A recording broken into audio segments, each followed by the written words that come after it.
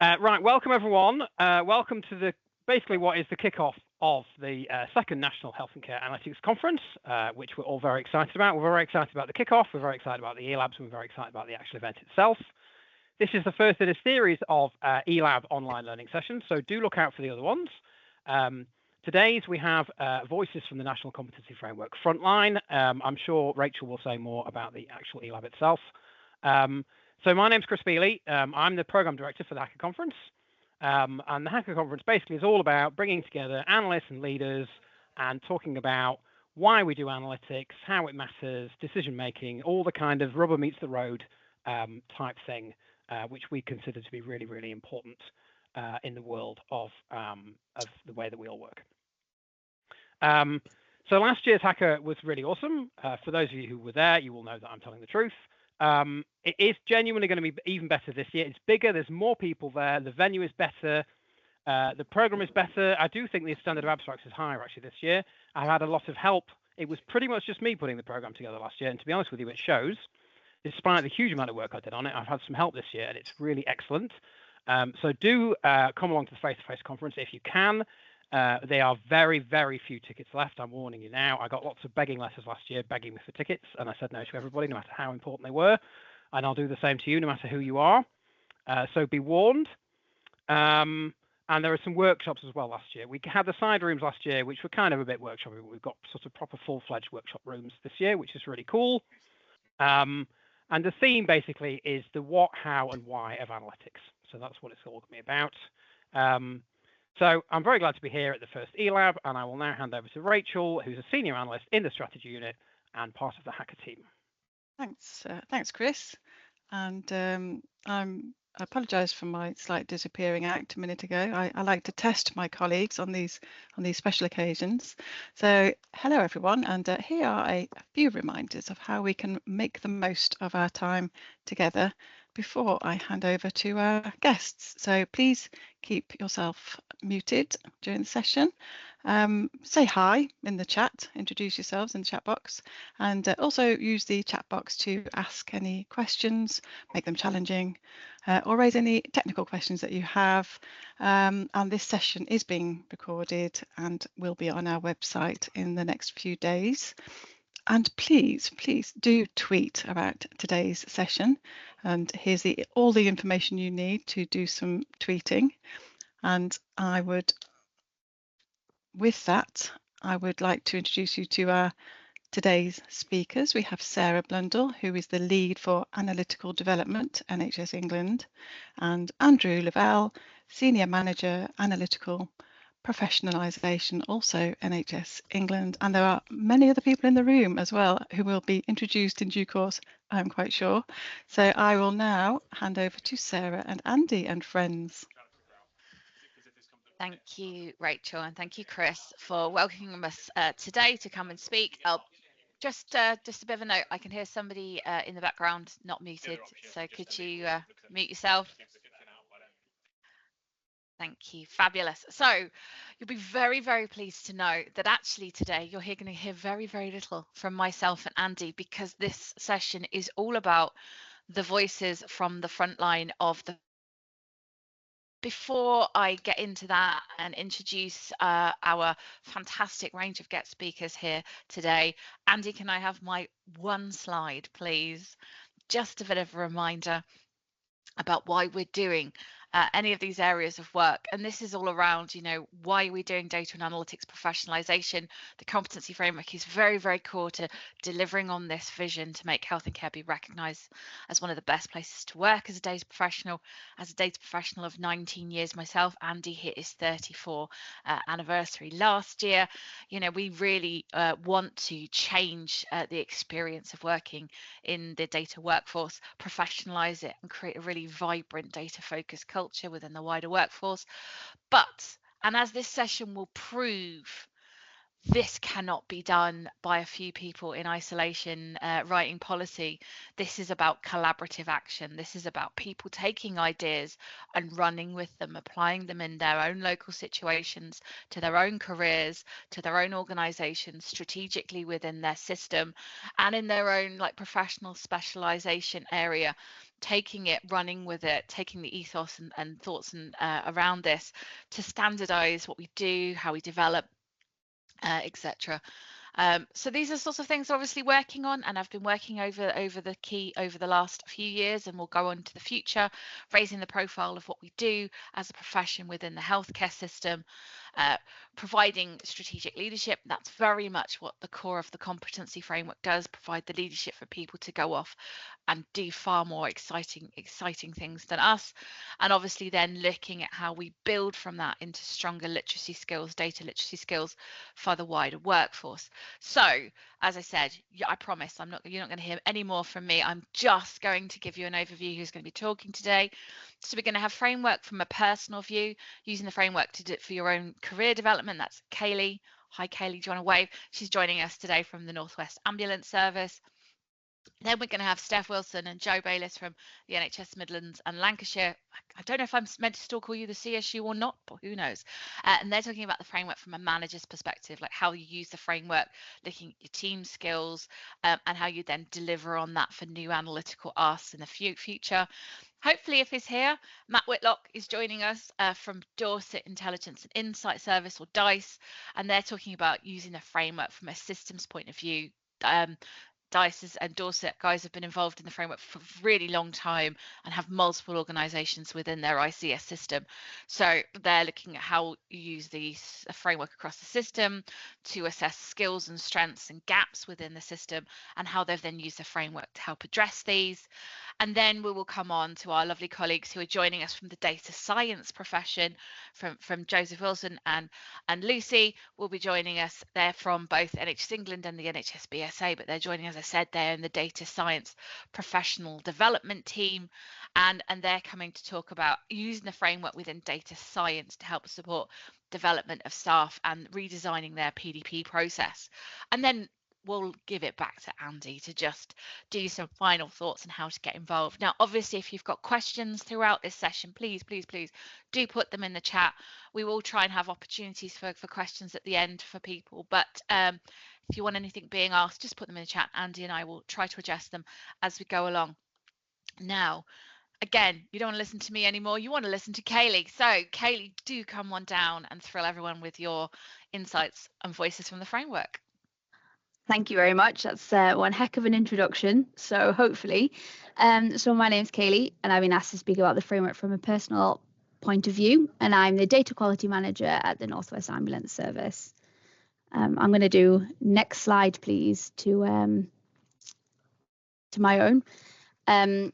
So I was really talking about how I've used the framework to develop my own career development. And again, next slide, please. Thank you. So how it started. So I became an analyst with the North West Ambulance Service in December 2020. It was, as I'm sure you'll all appreciate, it was a bit of a frantic time to be starting a new career. And I was very lucky in order to work from home. So I learned all of my job, it felt like, working from home and over Teams. So as I was learning lots of things, I started to kind of track down things that I'd learned, perhaps particular bits of code that I liked, kind of best practices. And then I realized as appraisals coming up that tracking my learning would be really beneficial for appraisals. Wherever possible, I like to make things easy for myself. So I figured if I'd already done the work as we kind of progressed throughout the year, then when it came to my appraisal, I wouldn't be stressed compiling it. It wouldn't stress out my manager who's desperately saying, please show me how you've done stuff. It would make things a bit easier. So I thought I'm going to have to start tracking that for myself. Andy, could you next slide, please? So I kind of started the journey. What I really wanted, it was a personal development plan that somebody else had put together. That was my goal. I thought I would just look at Etsy, and at the time I felt I'll just pay money, somebody else will fix my problems for me, and I'll just input it, and it'll be nice and easy for me to keep a track of what I'm doing and how I'm doing it. However, the options that I found online were either like really, really detailed down to daily, weekly, or they were just really, really vague. There was nothing really in the middle. Some of the things I found were like super colorful, and that's not quite how I like to document things. And so I thought, I'm just going to have to do my own. Going to have to do my own tailored development plan and make it work for me. So I went for as a backup for it feels like lots of my things, I went for Excel and I created my own. Could you next slide for me, please? So this right here is it is actually one of the tabs from my personal development plan. And I thought what I'll do is I'll make it really quite simple. I wanted a template that I could just copy from financial year to financial year, as that lines in with any appraisals. And so I kind of took the aspects of it that I'd seen online and brought it into my own. So you see at the top, I wanted objectives. So what is it I actually wanted to achieve, why I wanted to achieve it, and how I would do it. And all those three things were things I was doing anyway, because I was learning a new job, I was learning new skills. But it was the evaluation that I'd never really thought of before, but it was the evaluation that makes your personal development plan. So what did I struggle with? Were there any setbacks? Were there any successes or failures in achieving that goal? And it's what future plans, so what adjustments will I make in the future? And then in any supported information. So on the live document of it, I've hyperlinked into reports that I've created. So that ideally I could just kind of have my managers included in this so they can just have a look. So for any one-to-ones and things. So I did that. So I chose the aspects that I liked most. Could you next slide for me, please? Nobody's terribly interested in the minutiae, I'm sure, of my monthly goals. But for creating my development plan, as I said, I incorporated aspects I like from various online plans. I also included my current and aspirational job roles. So what I did is I found my current job spec, or my job spec was at the time, and I documented that down and I saved it. And then I worked out actually which aspects of that job do I really like, do I dislike, what do I know that I need to work on. I've not shared this because, as you can imagine, it's a pretty personal deep dive into all the things I felt I was doing wrong with my job and all the things I was doing really right. And then I found the job role that I actually wanted to do. So I wanted to work from a band 5 into a band 7. So I found a band 7 job spec that I wanted to look through and find out what I needed to do, and really focused on bridging that gap to those career goals. It was really intimidating. I found really intimidating to document what I do as an analyst, a healthcare analyst, into job spec speech. A lot of the things I kind of did, I hadn't quite realized that's perhaps what it was for when it looked at jobs. So I found it very intimidating and very, very tricky to realize, well, what parts am I already doing? Am I not doing? So I really wanted to develop a really clear, personalized development strategy. Andy, could you next slide, please? Thank you. And that's when I came across the National Competency Framework. So for me, it was by pure chance that I came across it. So I've said during research, but it was frantic Googling, thinking, well, what exactly does this mean? How do you mean? And so it was pure chance for me, but it's really helped make my work as a health analyst relevant to others. I found that as a quite data-driven, or some people would say numbers geek, but as someone who's quite data-driven, it's really hard sometimes to explain to non-technical people what it is I do and how I do it and the different skills that I've used. But using the National Competency Framework was really helpful to mark off any current skills and to create that personal profile. So this right underneath it is a snapshot, and I was very relieved, as I'm weirdly relieved at thinking about it, that actually I was most closely aligned to a data analyst, as that was my job. So that was a bit of a relief. But it was really good to see how they all interact. So sometimes it feels like the different sides, or that whether data analyst or data a scientist or data engineer, they can be a bit siloed.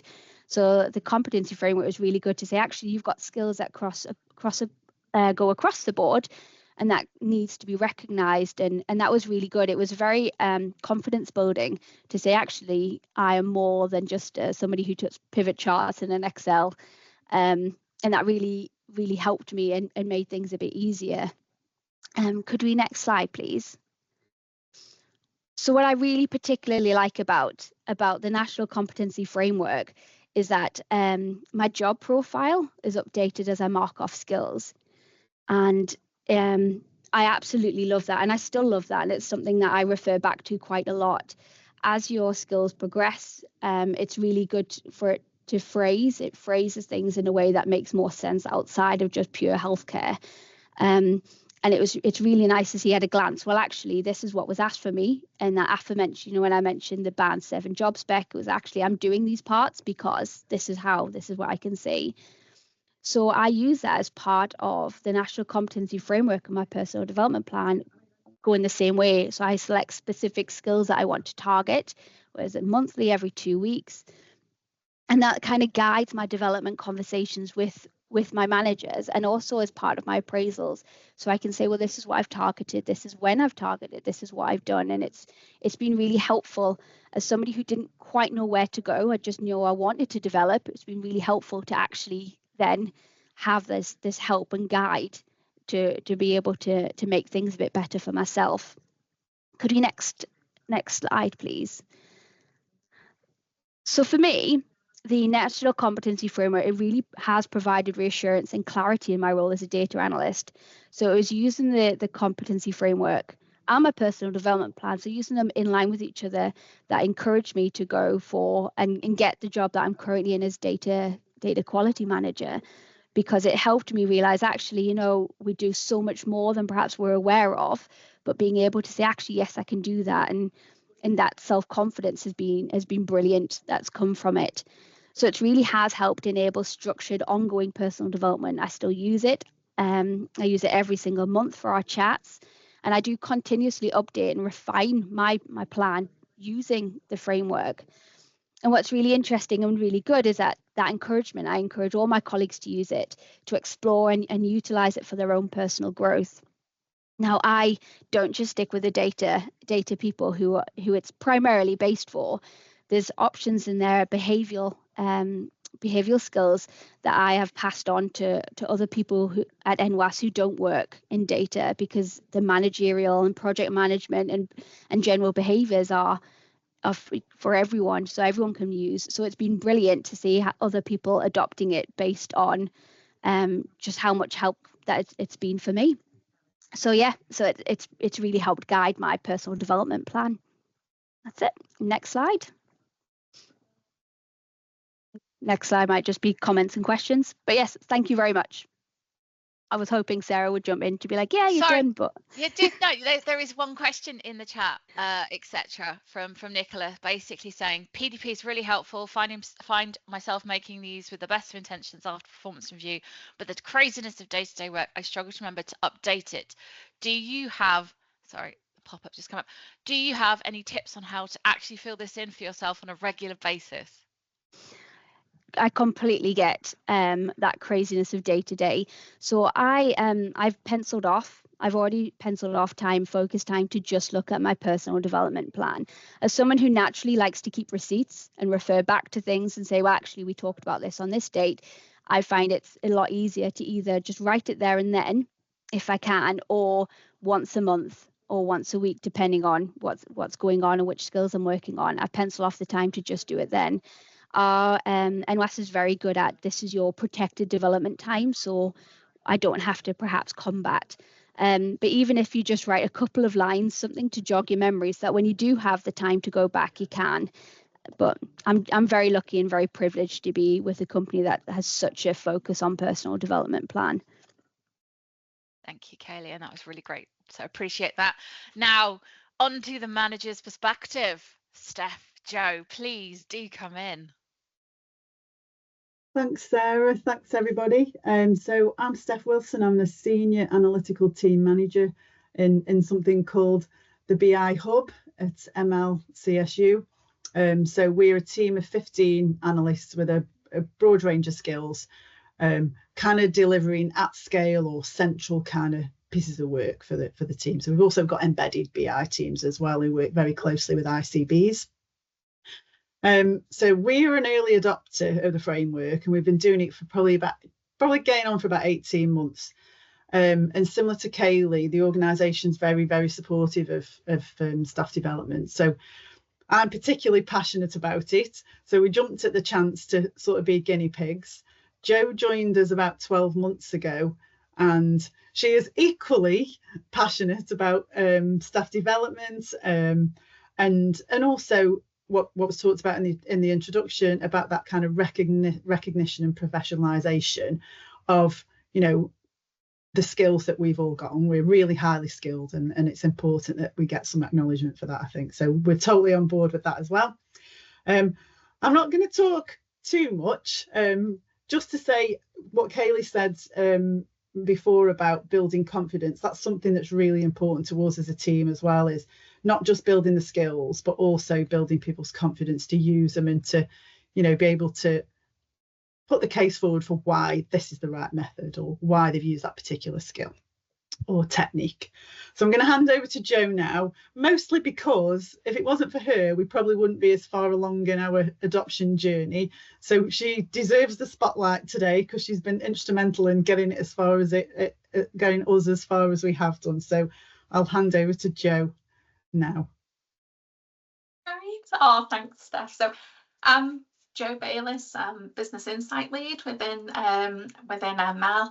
So I'm just going to take you sort of like the approach we have taken for adopting the NCF and what we have learned along the way of this adoption.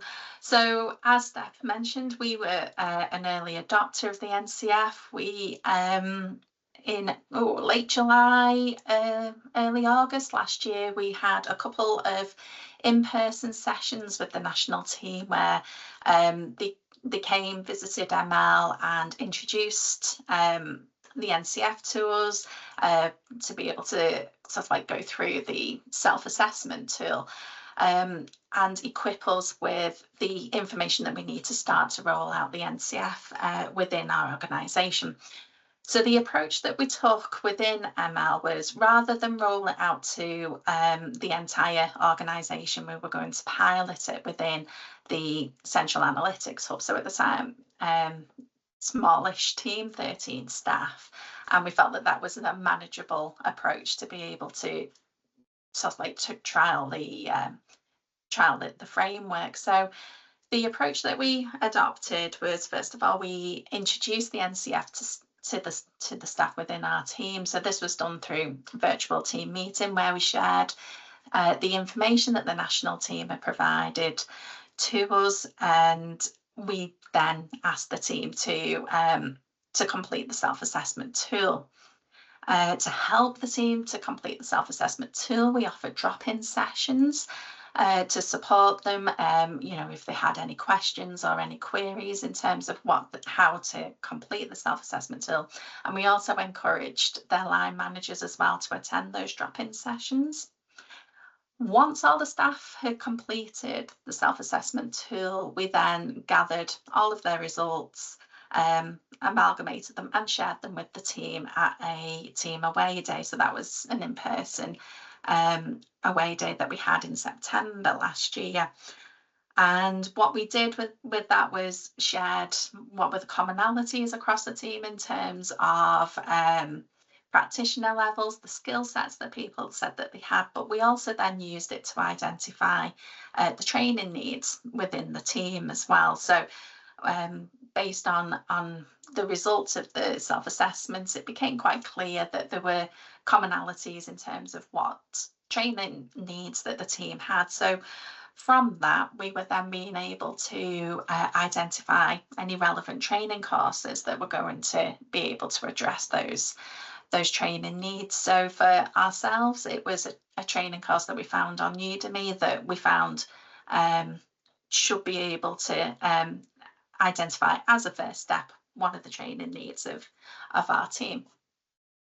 Whilst that was going on, we also piloted and reviewed the manager dashboard. So I had collated all of our team's results. It took a very long time. So when the offer of being able to pilot the manager dashboard came along, I was like, yes, absolutely want to be part of that, because it took an awful long time to be able to pull everybody's results together.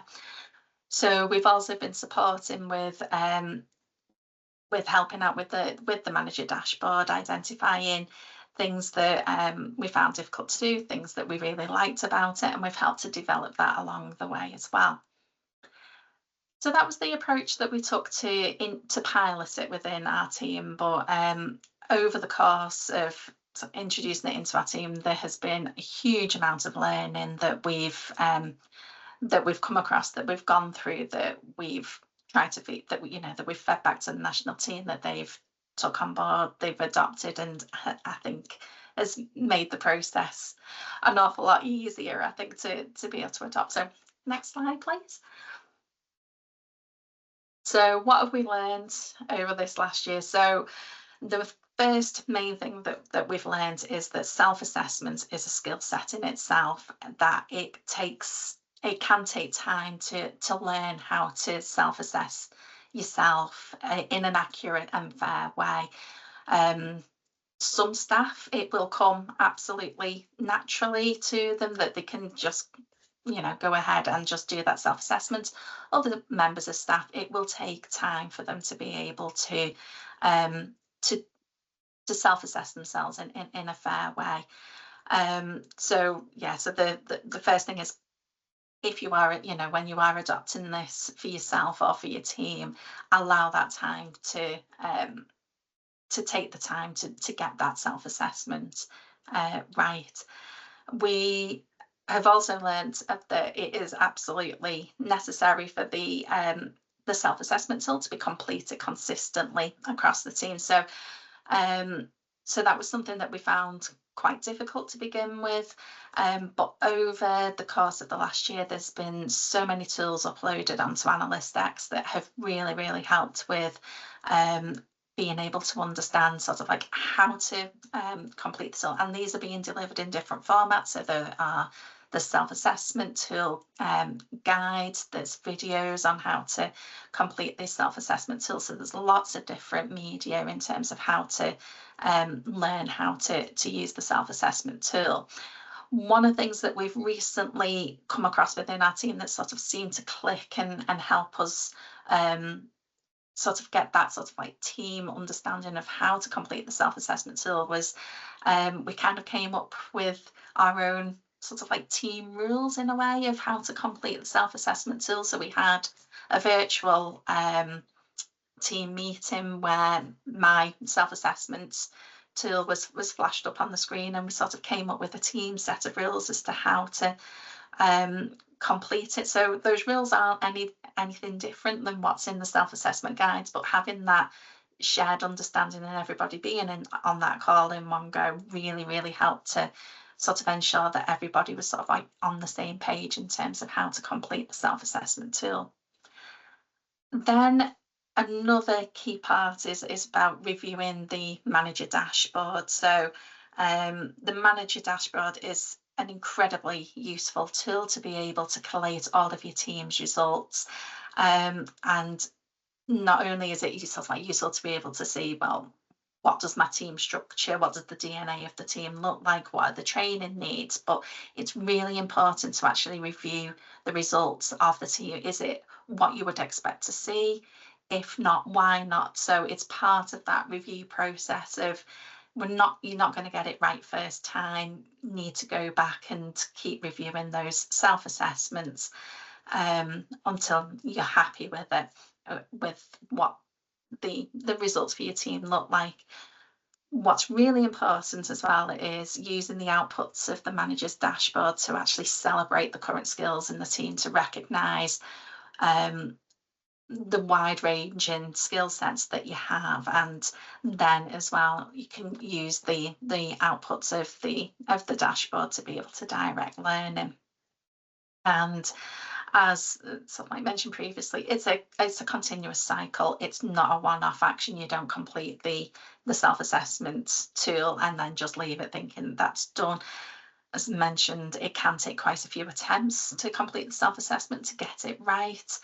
However, once that you're happy that your own self-assessment and your team's self-assessments are an accurate reflection of what you can currently do, then you have a really good baseline to build upon for your manager's dashboard.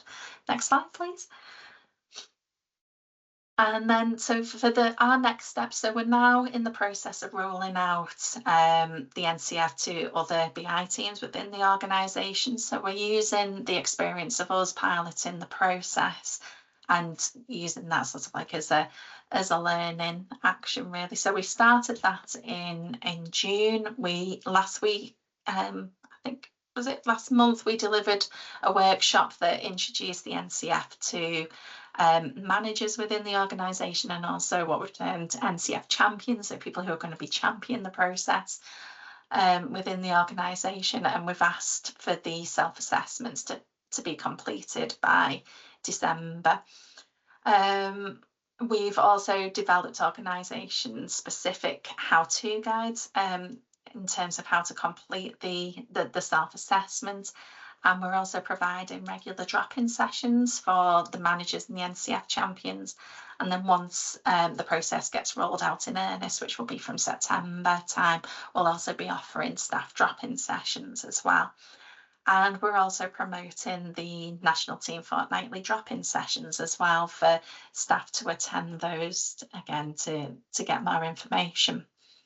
And we're just starting to pilot a new dashboard, which is an organisation level dashboard, which will be bringing together all of the results from the various manager dashboards that will be in our organisation, to be able to give an organisation level view of the current staff skills and the training needs of the organisation.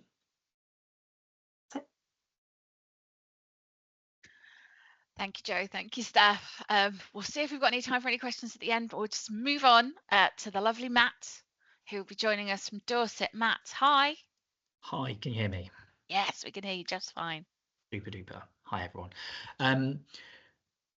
So my name is Matt Whitlock. I'm the lead data engineer for the Dorset Intelligence and Insight Service, which is Dorset's population health management platform. And I guess I'm the next bit, which is the whole system doing all of this. So the quick bit of background, we were one of the pilot ICSs, which has given us kind of quite the advantage in some ways, because we've been involved for, I don't know, like 800 years or something like that now, which is really helpful. And as part of a pilot at the ICS level, it's encouraged everyone to be engaged, and we haven't been focused on just organizations. So like everyone else right now, we've got lots of problems in our ICS and in our providers. I'm not really going to harp on about that, because we're all facing exactly the same problems, but there's a basic list of some of the issues we're facing, so we'll kind of move on from there, if that's all right. Next slide, please, Andy. Cool. So here's what we're trying to do as an ICS.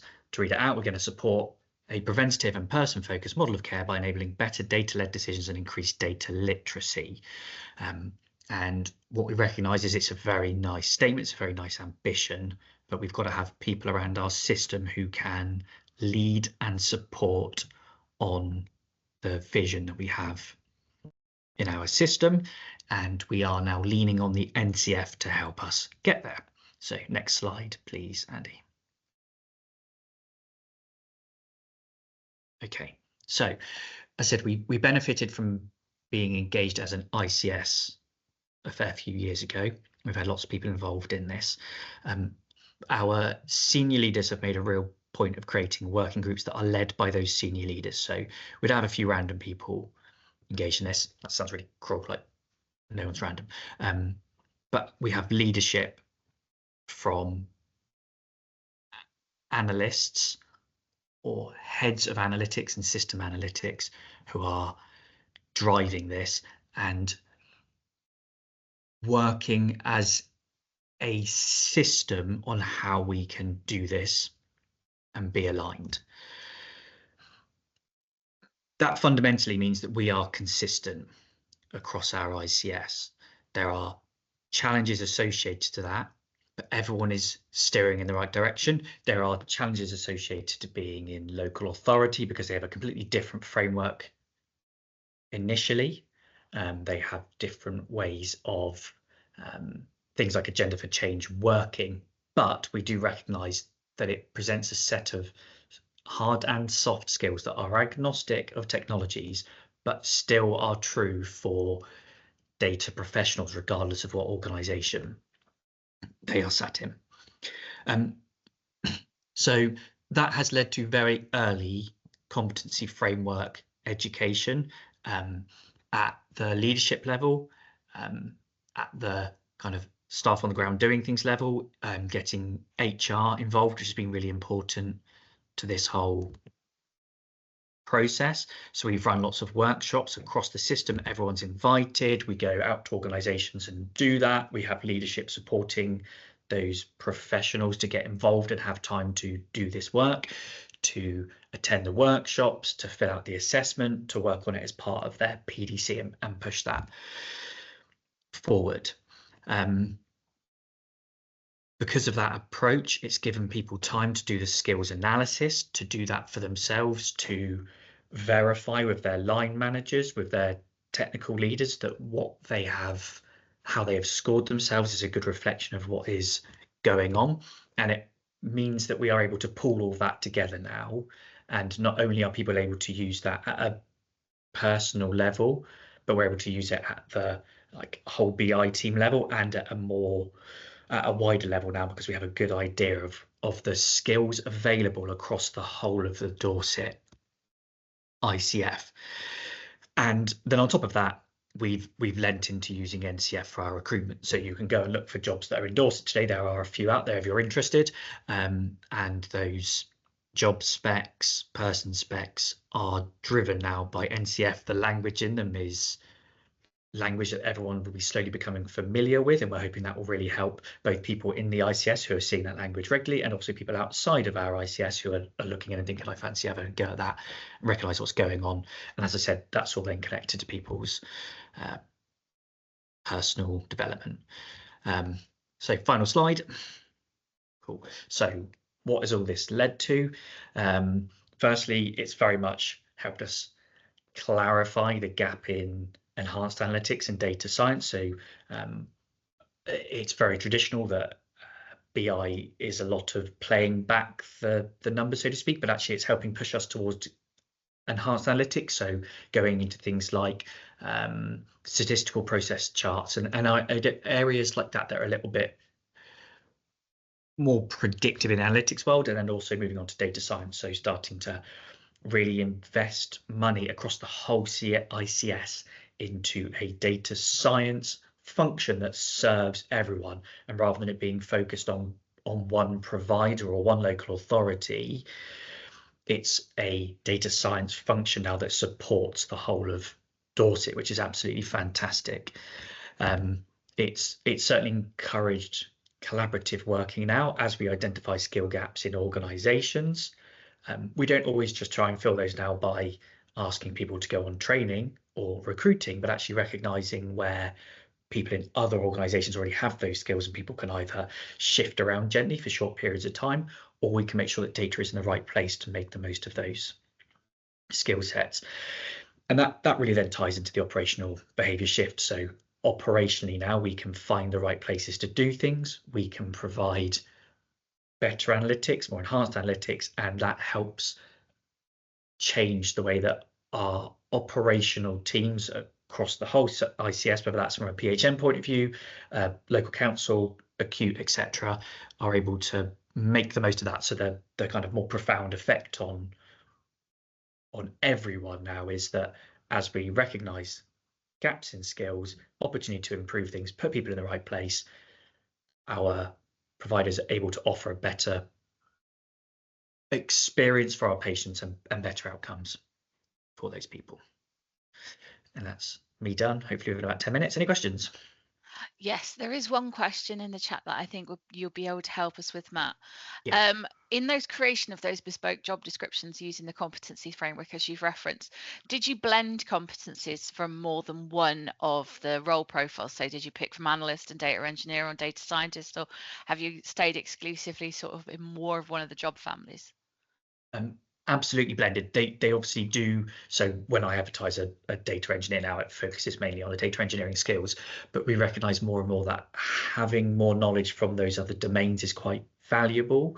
So even if it's just some light touch data science knowledge that we might find in level 1, I don't need a senior engineer to be level 3 data scientist, but having some idea of how that domain works and what's valuable seems to be really helpful then to be a better data engineer going forward. So focused on our domain, but we certainly borrow from the other domains where we think it would add value to that specific role.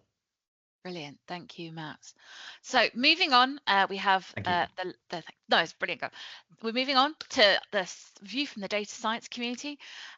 Lucy, Joseph, would you like to come on board? Fab.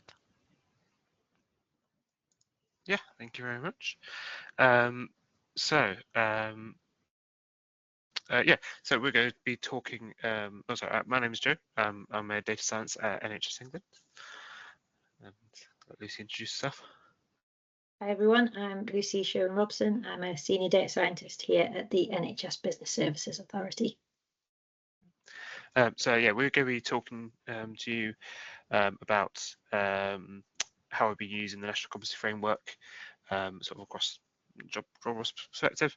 We've got sort of 2 teams almost involved here, but we're joined together in sort of this professional development function team as we try and build a sort of so we could go back a slide, please. Thank you. So we're trying to build a sort of a data science community in health and care, sort of across multiple organisations. Sorry, now next slide. I'm part of the data science team at NHS England. You can see here we're quite a big team, and we sort of span multiple sort of disciplines. So all the way from RAP to sort of artificial intelligence. We're also involved in the national school data environments and stuff like that. You'll see us quite a lot this year at Hacker. I think we've got a number of things, so just look out for us. And also, if you just scan that QR code, you'll see our website, which we've got up, which talks a bit more about what we do as a team. Next slide. And this is like a little introduction slide to the data science and advanced analytics team here at the BSA. So we work internally across the BSA, but also we'll work with external customers such as NHS England or DHSC. And our aim in the data science team is to deliver actionable insights from the data through innovation, experimentation, and collaboration. And I'm going to hand back over to Joe to kind of talk through this kind of joint data science professional development function team that we work on together. Yes, come to the next slide, please. So the data science sort of professional development function team sort of arose in NHS England, and we joined up with NHS BSA, and this is sort of data scientists. For part of their time, they work on a function team, and we work on the professional development one. And we have a number of different sort of briefs or sort of epics that we are sort of working across, and of course one of those is promoting the National Competency Framework. Go on the next slide, please. Okay, so I'm going to start talking through our NCF journey here at the Business Services Authority. And so for us, this really started with the NCF baseline survey. And this was sent out to colleagues to understand current views on professional development and career progression here at the BSA. So the picture there is just a snapshot of the survey itself. And I've kind of brought together a few kind of key findings from the results. So first of all, 67% of people said that they understood the criteria that they needed to meet in order to progress their career. And that sounds quite good, 67%, but actually the flip side of that is a third of people who filled this in didn't understand the criteria that they needed to meet to progress in their career. And I think if we look at the next two results, we can kind of see how the NCF can start to plug these gaps, fill the holes. So we've got 94% of data science and official statistics colleagues believing that the NCF would help them to identify areas of professional development. and 78% of them agreed that the NCF would be useful for them. Next slide, please. Okay, I've got a couple of little case studies here of where we've actually used the NCF here at the BSA. So first of all, and I know this has been touched on by some of the other speakers, but for developing job descriptions. So we have very recently gone out to recruit for a data science and advanced analytics lead, and the role profile section of the self-assessment tool here really helped us to identify the experience and skills at the right level for this new role, which is a really important new role in our team. And really here the NCF is of dual benefit because it helped us to create that job description and person profile, but also actually any candidates who are applying to this role who have used the NCF will know already whether or not they're meeting the criteria at the right level. And if they've gone on and filled out the evidence log, then they'll have everything collated together in one place ready for interview questions as well. So the other case study I'm going to talk about is identifying the training needs of a whole team. And I know this has also been touched on in some of the others, but for one team here at the BSA where everyone in the team had filled in their own self-assessment, they were then able to send their data extracts onto their manager, who then loaded them all into the manager's toolkit, and then from this was able to identify the needs, the training needs of their whole team. And on the slide here, I've just got a little quote from that manager, just saying how really useful they found this and the benefits of doing this. Next slide, please.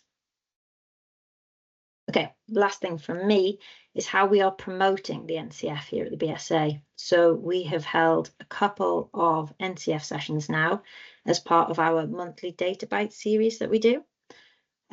These sessions were open to all members of the data and analytics community, so that's a much wider group than just the data science team. And the first session was really just focused on the self-assessment tool.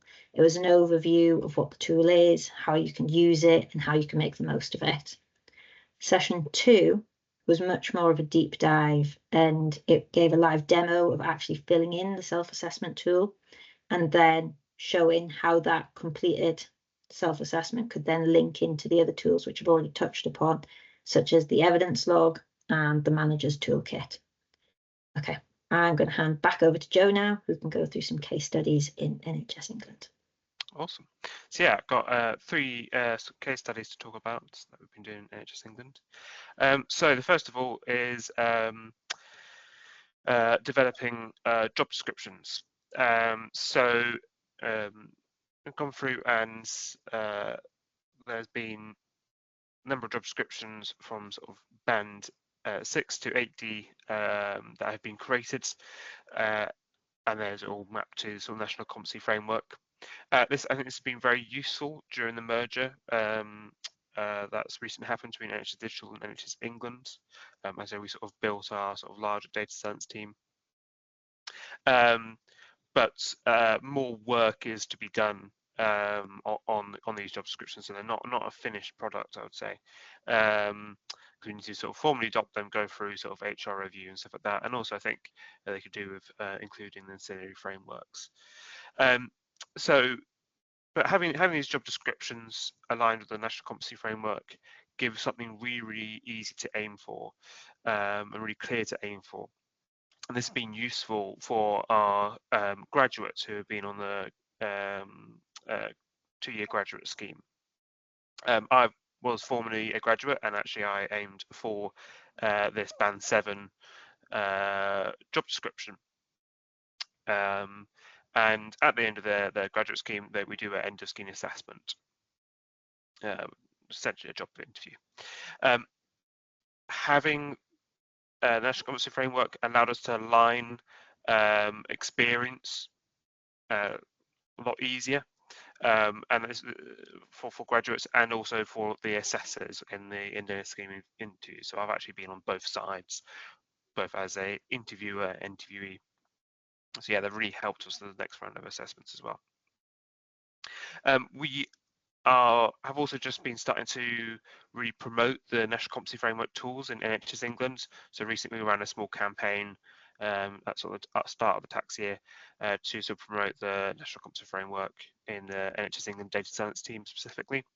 And that's all through team meetings, through a newsletter that we've got, and just through dedicated emails to members of the team. But there's a lot more to do, more to come in that regards. Next slide, please. So yeah, I think that's everything we wanted to say. But final sort of call to action is if you scan that QR code, and I'll also pop a link in the chat. And if you want to sort of sign up to help build a sort of a wider data science community for health and care, do sign up. We'll love to sort of get you involved. Thank you very much, Joe. Thank you, Lucy. I am just going to hand over to Andy to wrap us up, and then we'll be able to come for any final questions. Thank you very much. I'll just go on to our last slide there. I don't really think there's an awful lot that I can add to the brilliant stuff that people have said there. I think I'm quite humbled by how far the work on the frameworks come since we started the pilot phase 12 months ago, but I'm just very aware of how far the analytical workforce has come in the last sort of 5 years in terms of things like the National Competency Framework, things like the Hacker Conference. The first time last year we had a conference that brought together the analytical communities, and I suppose that we've still got a long way to go. It's recognizing that this is the beginning of a journey as we go towards professionalization, but we're having the right sorts of conversations now, and we're building those networks, and we're having events where we're coming together. So I think that's fantastic.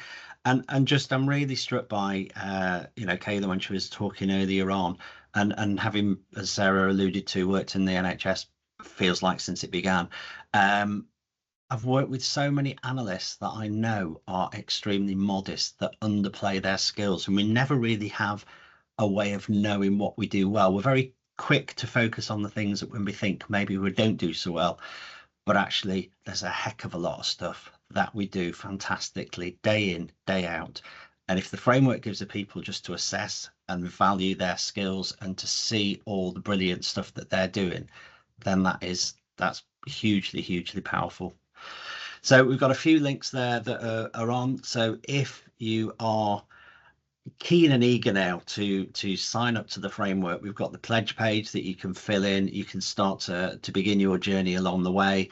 There's the LinkedIn channel. I've taken my personal LinkedIn one off, but if you go to the National Competency Framework, they do occasionally share some of my humorous videos. And then also we've got resources that are available on the external facing NHS England site, so you can just download a PDF copy if you just want to show somebody what's in the framework. But then also the hugely valuable Analyst X resource that we've got, that's got so many brilliant things on there for analysts. Even if you're not sure about the framework yet, Analyst X is such a valuable resource for people to be able to sign up for.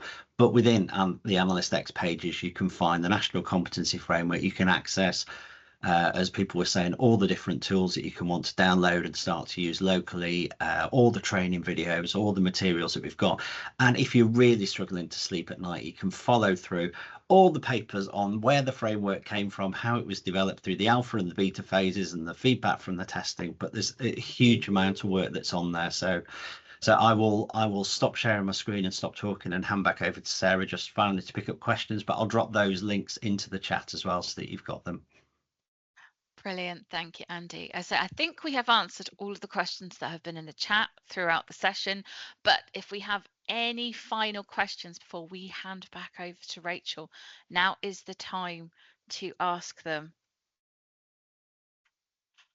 I'm sure, Zoe, you'll be absolutely fine sharing the community work, because it is part of the Analyst X community. So yes, that is open to all public sector and government people who are members of Analyst X. Not a problem.